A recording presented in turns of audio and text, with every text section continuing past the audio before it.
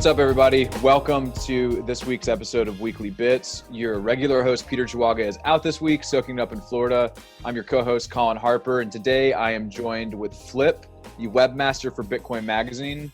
But before we get into the show, I want to give a shout out to our sponsor, Give Bitcoin.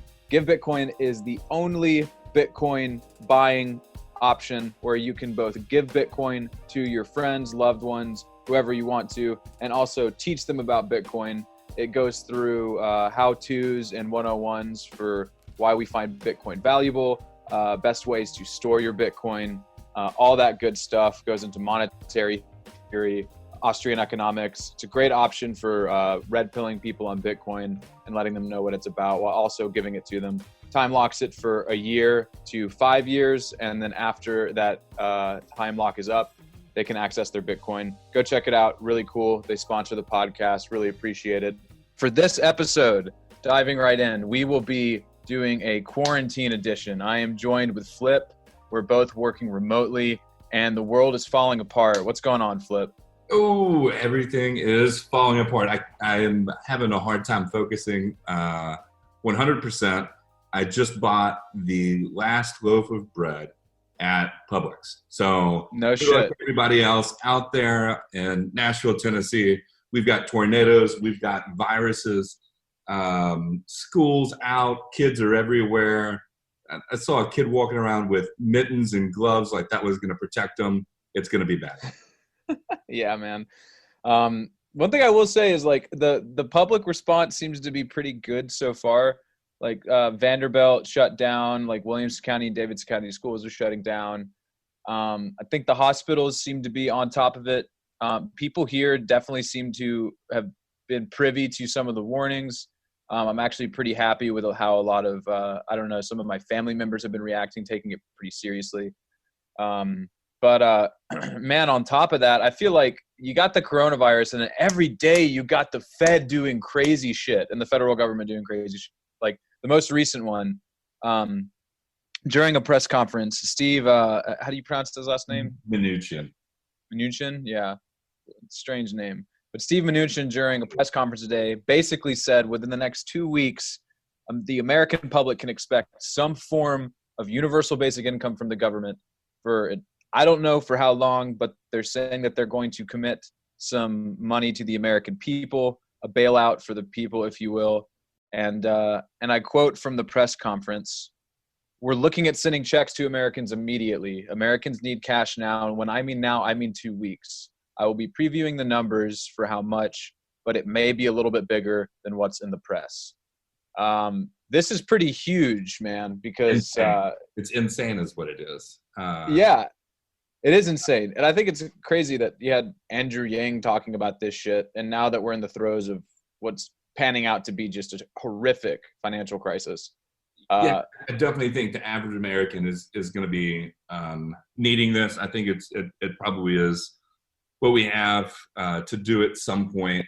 It's not like the economy all of a sudden just stopped, is it? Oh, yeah, that's right, it is. So we're going to need to give some people some money for a little bit. And at the end of the day, I just tweeted this. If you're not buying Bitcoin with it, then do you even Bitcoin? I mean, this, for me, I'm excited, but I'm also very thankful to be in a good spot in my life financially. Yeah, and that's the thing. And we're on the good side of this battle, right? With Bitcoin. Yeah, exactly. And it's like going to be like adding fuel to the fire. I mean, you get this UBI, you buy Bitcoin with it. Yeah, I want to give a shout out to our nurse people who are saying here in Nashville, we're ahead of it. Vanderbilt, 100%. I talked to one of my nurse friends earlier yesterday morning who said, I don't have any more friends. So please do give your nurse friends a phone call. Let them know that you're thinking about them. Let them know that you probably still don't want to really hang out with them too much right now, but you can't wait to hang out with them once this is done, and you definitely owe them a couple of beers. Yeah, man. My sister's a nurse at it's like a specialty care place. It's like a walk-in. So they don't really have any ICU beds or anything. So she's not going to really bear the brunt of it too much, but she's been a little shook by it. She was also telling me a few weeks ago how the flu kills more people. And I was sitting there like, yo, Like, you should be careful with that thinking. And I really wanted to kind of put it in her face during dinner the other night, but I abstained. That would have been a dick move. Possibly, Can't be like that. but at the same point, hey, you may have changed your mind at some point to listen a day or two earlier, and that could be the difference. And that's one thing that I think is like, people have been pretty receptive to that down south, and I'm pretty happy with it. It makes sense. I mean, I think conservative-minded people oftentimes are a little paranoid in some regards, so they're not really trying to fuck with things.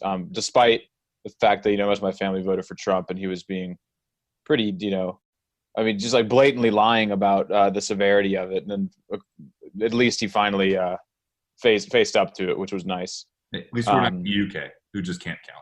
Yeah, man, that's that shit's crazy. I mean, the fact that I was reading something earlier about them basing their model off of another virus entirely. The herd immunity thing, that just seems super dangerous. I know Sweden was trying to do it too. And that's why I think like it's actually great what Trump is doing right now. And the federal government basically finally urging people to just like stay home. And honestly, well, it's not even really them. I should backtrack. One of the things that I've really liked is kind of how decentralized the response has been. Like, businesses and private entities and local governments have been taking upon themselves to take measures. And I think that's super, super reliable and super helpful, because you don't need to implement that at the federal level. And it's good to see like states and localities taking response when there was basically radio static and silence from the feds for a while. 100%. I feel like we're going to get through this. I'm excited to see, like you pointed out, everyone's had a pretty good response here. At least as much that can be hoped for. Yeah. When it is pretty hard to look at the United States, see how spread out we are, especially here in the South, and go, "Oh, I'm going to be fine." It's really easy to fall into that trap, and it's really hard to be honest with yourself about the math. Some days, like I said, I just went and had to go get some bread and some things, even though I've been stocked up, what now, Colin, since January, I think. I think I got maybe a little aggressive on the prepping, but I still feel. Hey, man, stay ahead of the curve, baby. Yeah, exactly. And related stuff too, another pitch here. There is folding at home if you're looking for other ways to participate as the webmaster and resident nerd here in the Nashville office. I do want to kind of throw it out there. You can't necessarily work on just COVID-19 related projects, but if you've got some spare CPU and GPU cycles, you might want to help out over there too. If you go to the Folding at Home website or Twitter handle, you can get the URL there. But there's also a viewing, foldingathome.org is the website there if you want to go check that out. So, what is this? Folding at home. So basically, you can allow your computer to help break down some of these problems with your computational power. So they'll give you a little bit of a chunk of data, and you can work on that and send back some of the results there. So if you've got a spare machine or spare, like I said, it's just crunching data to try to help figure out, like, there you go. Like, crunch data about the virus to try to process it. That's right. That's pretty crazy, man. It is pretty crazy. So, if you go back, kind of the original one that I always think about here is the SETI project, where you could also kind of do this searching for extraterrestrial life with your Xbox or a spare computer. But this is obviously a pretty good use of your time and energy, especially if you're just sitting at home and you really don't have anything else to do except watch copious amounts of Netflix. Yeah, watch Netflix, man. Eat yourself to death.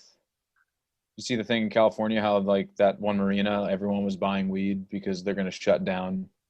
They're basically, I think they're shutting down the city or like imposing a curfew. Yep.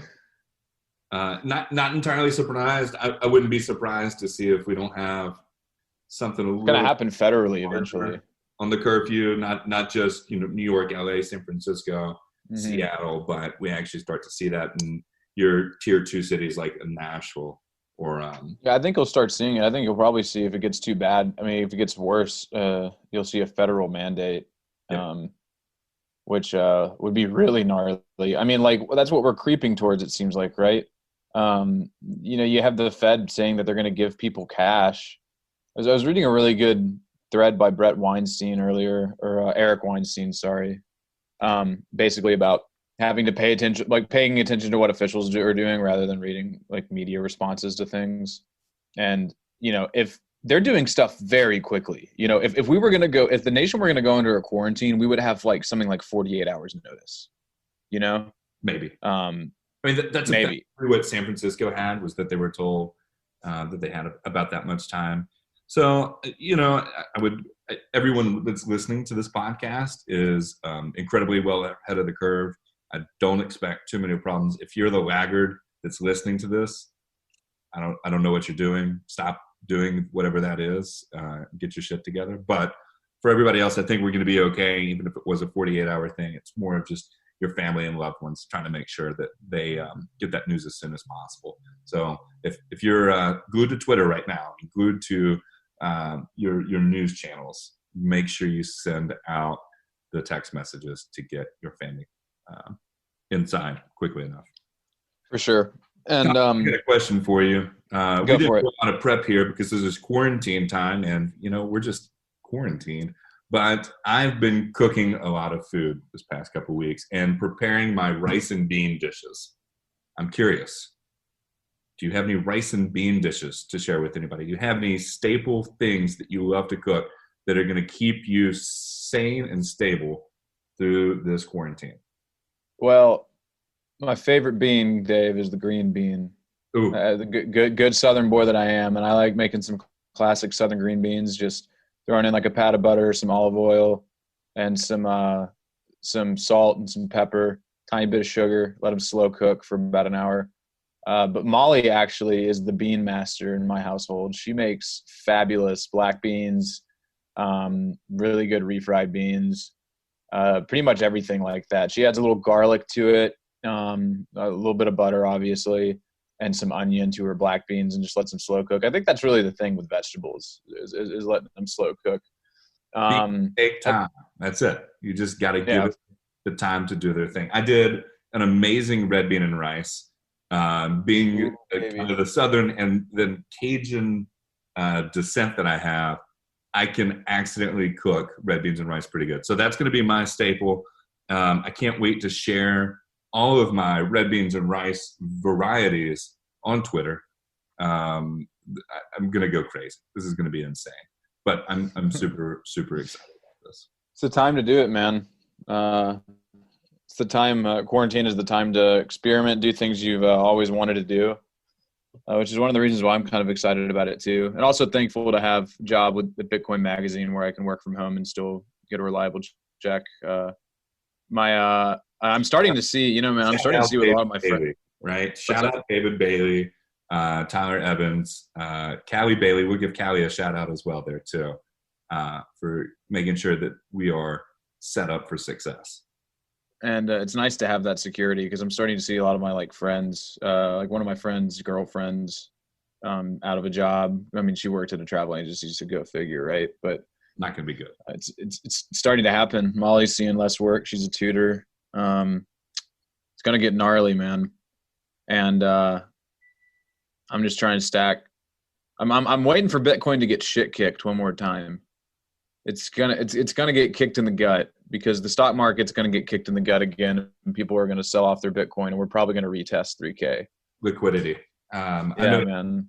I know that we're going to be talking about that soon on the magazine with some of the topics that we've got coming up. So just kind of maybe switch gears a little bit. I know you've got a piece out on the Larry Harmon case. I kind of want to talk about that because I haven't had a chance to read it yet. But I'm super curious on what's in there. But just more so that going back to, the liquidity of Bitcoin, the 24/7 of the markets, we're definitely going to get tested. This is a super important time. But so far, I'm pretty stoked about what's going on. We're coming right into, and not to reiterate the bull pitch here, but coming out of the halving, going into the summer, people are going to want to gamble to get their gains back. Guess what's coming back? Gambling on Bitcoin. The Ponzi scheme will rue the day and come back with a fury. So I'm pretty stoked about that. I can't wait to see what happens, especially if people are getting airdropped money here in addition to that. Yeah, it's crazy, man. I mean, we're seeing MMT in practice right now. And it just like that, snap of the fingers. All it took was the stock markets to, take an absolute shit. But you said you wanted to talk about the Larry Harmon thing. Talk about dive into that real quick. I'm curious. So the dude ran a darknet mixer, which we'll go into the difference between mixing and coin joining here in a second. But a mixer that was basically tied to AlphaBay, and when AlphaBay got seized, they traced a bunch of Bitcoin back to this guy, and he was arrested and charged with laundering something like 300. It was like something like $300 million. Yeah, it was like 3,000 Bitcoin. So at 10K, it would have been about 300 million. So he was mixing them, which is basically where you give him your private keys and he shuffles the funds around and then gives you someone else's Bitcoin. A very ineffective way to try to obscure transactions. It's not like CoinJoin, which is non-custodial. His was custodial. With CoinJoins, you're basically batching transactions with other people, and through an extremely complicated process that I don't understand it enough to really explain, but it obfuscates the path of the transaction. And so basically what this court case is saying is he was liable for mixing these coins, and anyone who interacted with him was liable for it too. And it was all dirty money, right? But like kind of the question at the center of this is, okay, well, how liable are users for trying to use privacy functions like CoinJoin to improve their online footprint and or obscure their online footprint? And also, what does that mean for software providers? Because FinCEN has actually kind of said, if you provide coin joining software and someone uses it for laundering money, you could be liable. And so the case really is kind of big in terms of what questions it asks. In terms of answering those questions, that'll have to wait until we get a case that involves actual coin joining or something that Wasabi or Samurai provides into courts. Because right now it's just a very clear case of money laundering. And the dude owned the coins because people gave him their private keys. So until we get one where it's a non-custodial mixer, I don't think we'll truly know the implications of what FinCEN thinks should be charged under law in terms of trying to make your Bitcoin more private. Yeah, I think it's still going to be interesting to see how far they go as this case does unfold. My biggest fear going into this, that it was not just your traditional KYC with your customer, but it was also going to get into understanding the history of the transactions and getting into a fungibility issue. It doesn't seem to be going that route. So I think that's probably the best. Yeah, and I think that's the important thing to remember right now is, like, if you're just using coin joins, you're fine, right? You have nothing to worry about if you're an honest user. If you're using coin joins to buy stuff off the dark web and you get caught, then, of course, you're doing something illegal already. And with this case, there was clearly money laundering. And the problem with fungibility, or the question of fungibility that this raises, kind of like you were saying, right now it's not really a threat. I don't really see it evolving to a point where they're trying to damn regular users for using something like coin joins. But I think everything is also kind of progressive, and they're taking steps towards these compliance questions are always on regulators' minds, and they're taking steps towards, I think, measures where they would just rather people not using this stuff at all. Chain analysis software is kind of becoming a household name with a lot of these regulators and some of these companies that take Bitcoin, like exchanges and other wallets and things like that. And some of them, if you do a coin join transaction, they will not take your Bitcoin, which is, I think, something that people aren't really talking about that much. An example would be Binance. Right. And it has to be a topic. And, you've got your hodls, you've got your bisques, you've got options out there.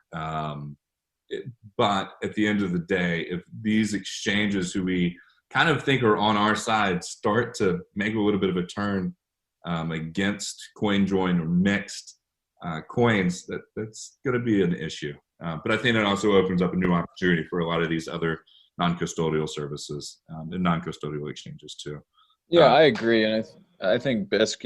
I've used it not very much, but I need to use it more because it's a great service. And I do think you'll see some of those hopefully becoming more popular. But average user probably won't use them, and for that matter, average user is not going to do coin joins either. So 100%. We'll just the Bisq will be for us.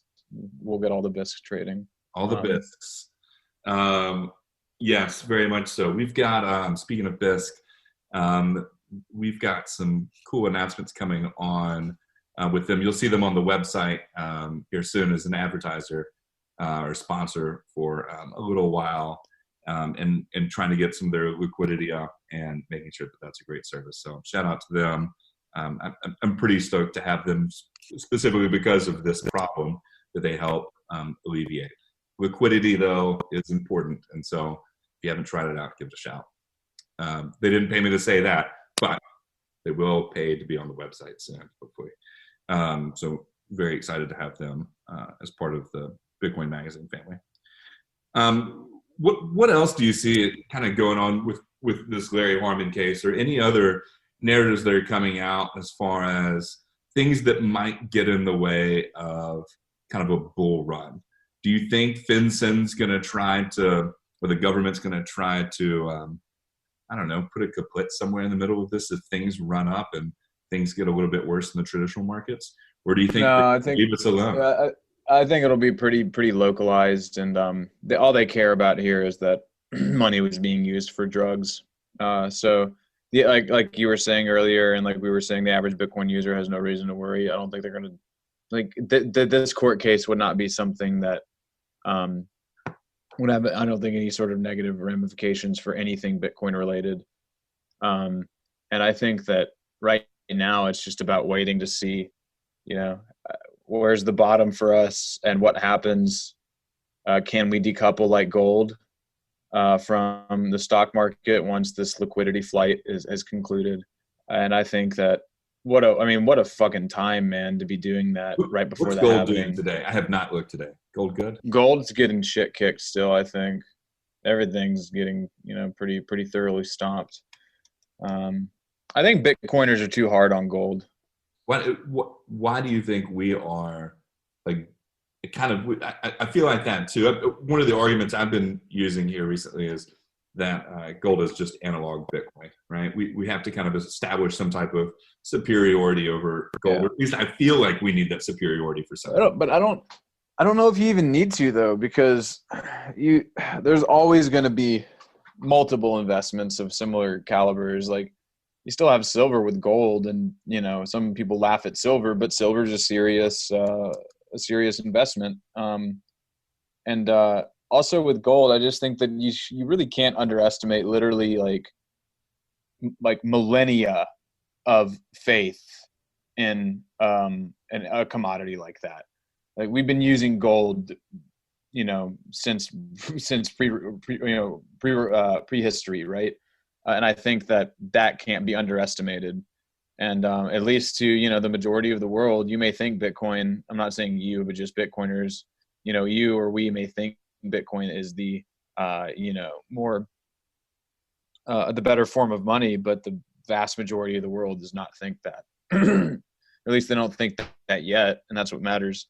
Yeah, but millennials with apps and internet, though, and Zennials changes it. I think that we everything. There are no sacred cows. There is a chance that this flips everything on top of its head down the road. And of course, that's the bet. That's the thing that we're thinking that it's going to be. And I'm not as delusional as I may seem in that sentence. I do understand your argument that gold's not going anywhere. And it will have a long time to phase out. I think it will take much longer for gold to phase out than it will fiat. Yeah, no, for sure. Because gold's like Bitcoin. And like you said, it's analog Bitcoin. And I think that you can't just say, well, Bitcoin's going to replace this. It's like, no, it won't. But that's all that I'm trying to focus on getting hordes of is metals and Bitcoin, man. Maybe Ooh, some firearms. Who knows? Not firearm. necessarily to protect myself, because if you get good firearms, collectors things, those things hold value really well. Amen to that. Before we started talking, I was actually telling Colin about that. I've got to get out there before this curfew happens, and exercise some of my rights on that one. It's one that I feel like I've neglected here over the couple of years. Oh, I got to get back into it. Yeah, man, it's great. It's one of the greatest civil liberties of this country, and also the one that plagues it the most. With with shootings, but There's a lot of um, stuff, of course. yeah, there is. But when we get out of this quarantine, Colin, we can do an episode from the range. I'm happy to show back up. And even if Peter's around, we'll just put Peter on the show too, give him a show back, and we'll go out to the range and we'll do one for everybody. Let's do it, man. Well, I think that's probably a good place to cap it. You have any final thoughts?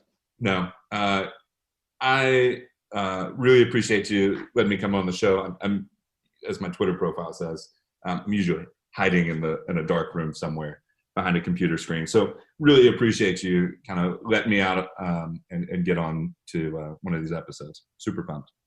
Hell yeah, man. And that is Flip, Bitcoin Magazine's webmaster. You can find him on Twitter. What's your handle, Flip? Flip_BTC mag. Pretty easy.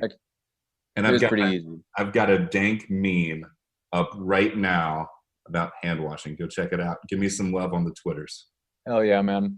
And you can find me at As I Lay Hodling. And you can also find all Bitcoin's magazine stuff at Bitcoin Magazine or our website, bitcoinmagazine.com. And you can find all of our video stuff at youtube.com/Bitcoin Mag or /Bitcoin Magazine. Thanks for tuning in this week, y'all. Peter will be back next week. Look forward to it. We'll be back on schedule with the normal podcast then. Take it easy and stay safe and quarantined out there, folks.